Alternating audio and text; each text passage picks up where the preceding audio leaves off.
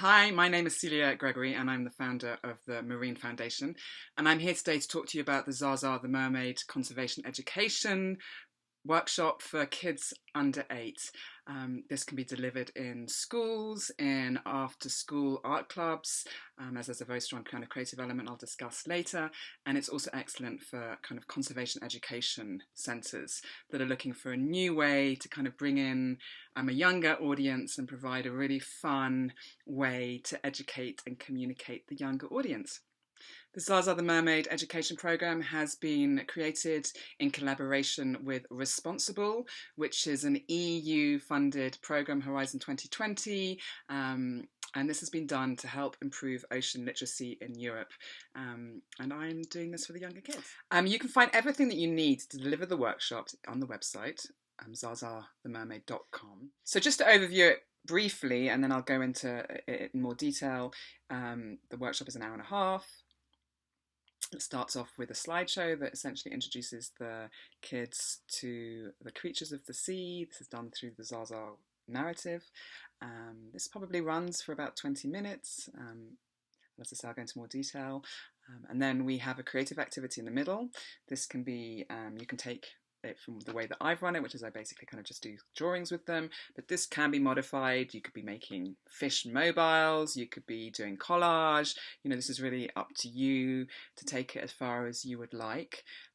Once they've done this can again run for 20 minutes through to an hour. It's up to you how long you spend in this. I mean, some schools have dedicated a whole day to this.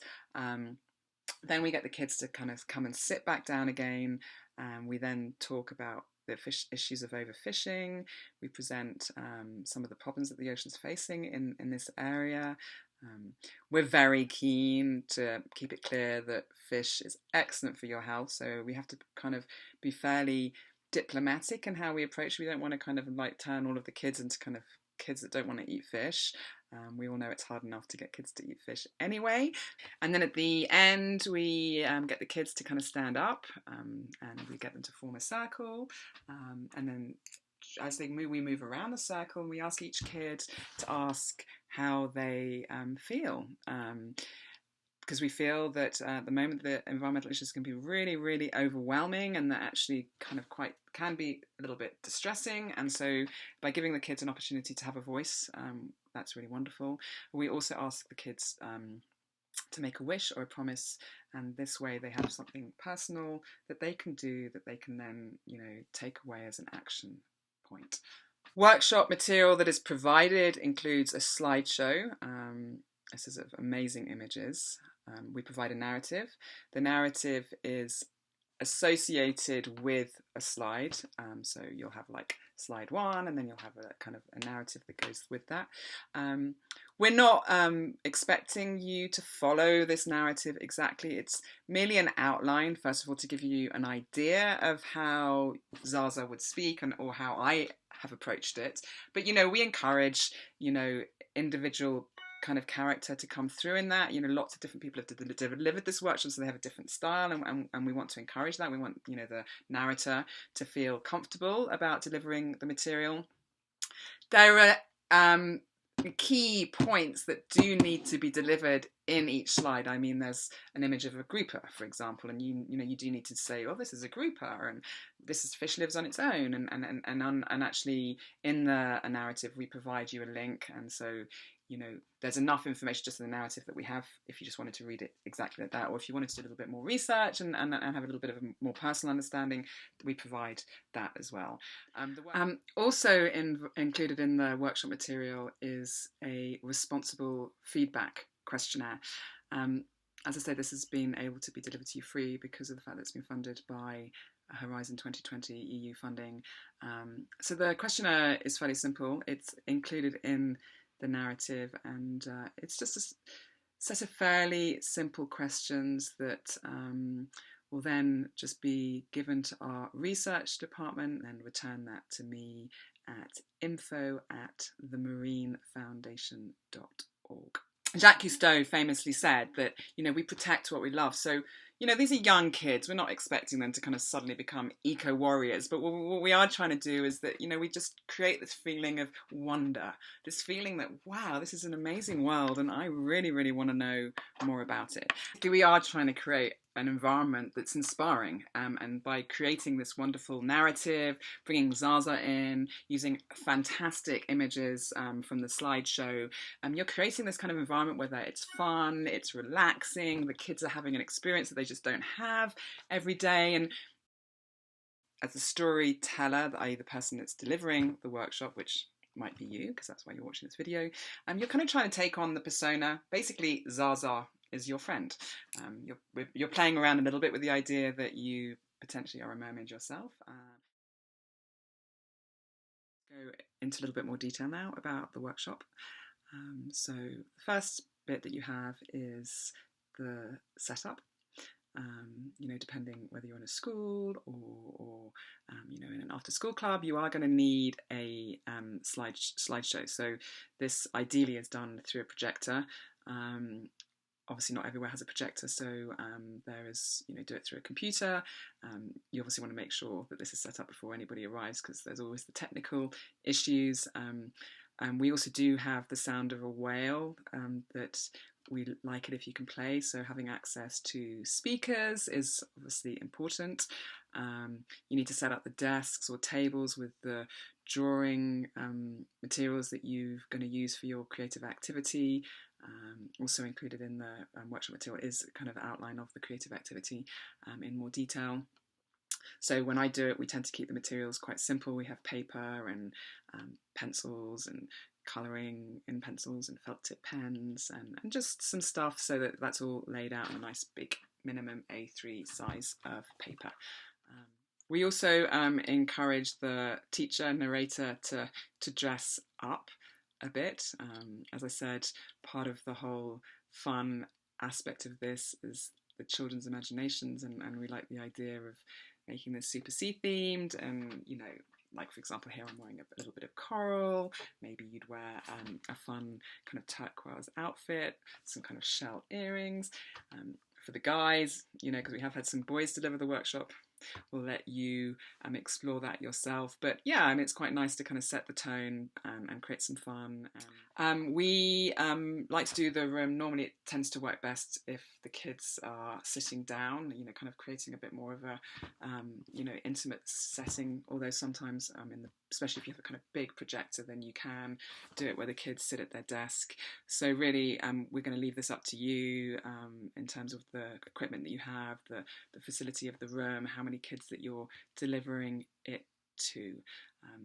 Yeah, so when everybody's all gathered, this is the moment at which obviously you kind of introduce yourself, let everybody know who you are. At the same time, maybe give a little bit of a brief outline of what you're going to do, so that they feel comfortable and how they're going to be spending the next hour of their time. And then from here it's really, really simple. As I said, you've got your narrative. I still, even though I've been doing the workshop now for a couple of years, I still have the narrative in front of me just to keep me on track, make sure that I'm covering all the points. You go slowly through the slideshow. Slide 1, which is a picture of Zaza. You follow the narrative, and then in your own time, in your own rhythm, you move 1, slide 2, slide 3. As I said, the first part of the workshop is very much focusing on introducing Zaza, introducing the creatures of the sea. It's very kind of positive, it's fun.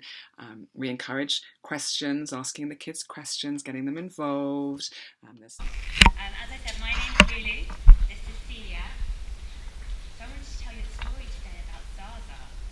So my best friend has a sparkling tail and it's covered in delicate scales. Her hair is so long that it falls down over her shoulders, and all down her back. Her home is under the turquoise blue sea. She is called Zaza. She's a mermaid. That's true, the seas and the waves are so calming and make a beautiful sound and make you feel relaxed. What do you love about the sea? It makes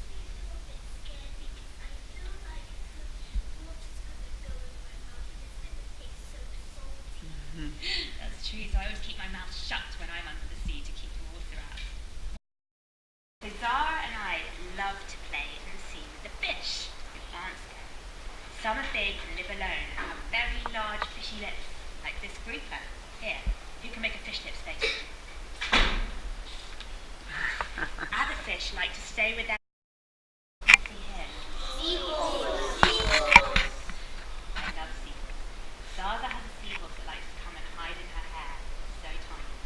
Seahorse's skin colour can change depending where they live around the world, so they can blend into their surroundings. How well is this seahorse hiding in the sea? Who can tell me an interesting fact about seahorses? Some of them look like chocolate. Some of them look like chocolate. And what can seahorses do that they are the only animal in the world that does it? The men give birth to the children. Yes, well done.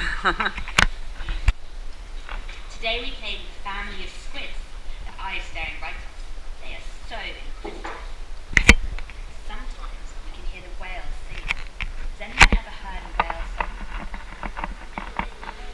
There we go.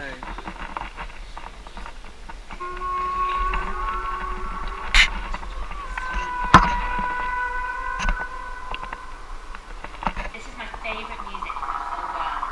Listening to music, I feel both happy and sad at the same time. It's so beautiful. Have you ever felt like that? Happy and sad at the same time?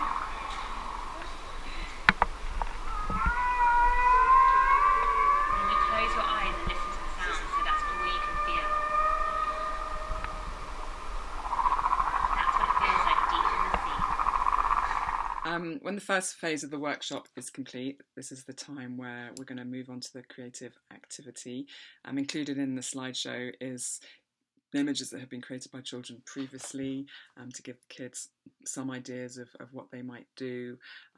Ultimately, what we are encouraging when I give my workshop is I want them to kind of have their central character, which is them, their mermaid, their creature. I like to kind of contextualise their character in the sea environment, preferably under the sea, involving coral or fish or and other creatures that they've learnt about in that image.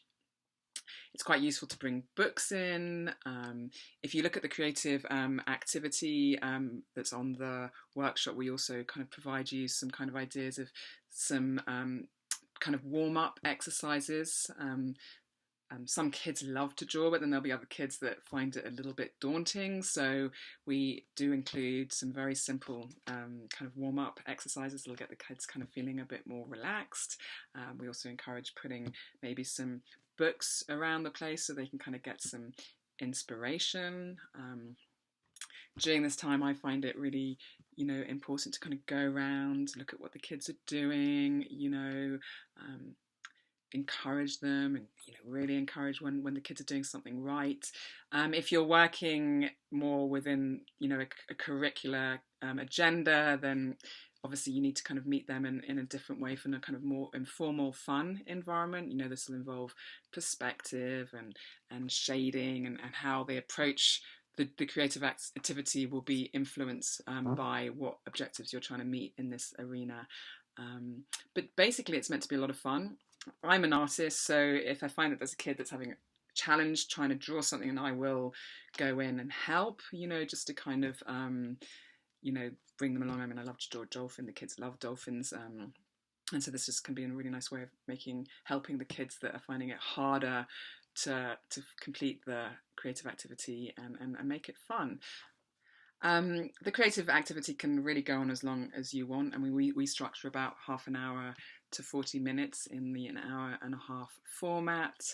I really would like them to kind of fill the pages, do background, although lots of kids end up getting kind of really involved in the detail. The girls, do wonderful hair and, jewellery and at the end, when everybody's finished, especially in a school environment where there's quite a lot of kids and everybody's getting over it, very excited, this is an opportunity as well at the end of the class to kind of ask maybe 3 or 4 children to kind of come up to the front and maybe talk about their drawing, one at a time. Who here would like to talk about the drawing? Obviously the kids put up their hands, you choose one, and then they come to the front of the class and they can talk about the drawing. This is just a really lovely way to make them feel proud of what they've done and included and kind of enjoy that process. So yeah, so the second phase of the workshop, we're presenting the issues of overfishing. This includes talking about bycatch, ghost nets.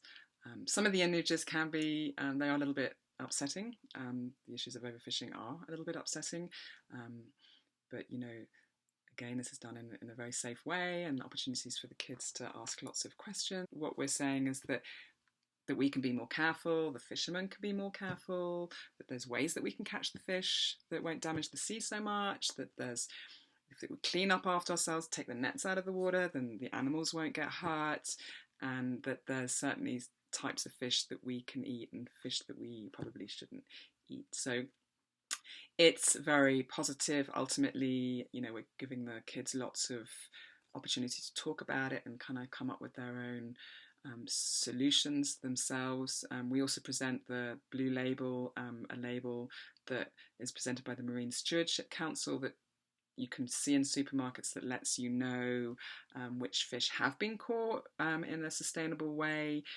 You know, and then at the end of it, we talk about chatting with the kids about what their favourite recipes are. You know, do they have a special recipe that they love that includes fish? So again, encouraging the kids to be creative about how they would eat fish. We also talk about possibly, you know, what they could do when they're with their parents and they go and buy fish from the fishmongers. Maybe they ask if they know anything about how the fish was caught.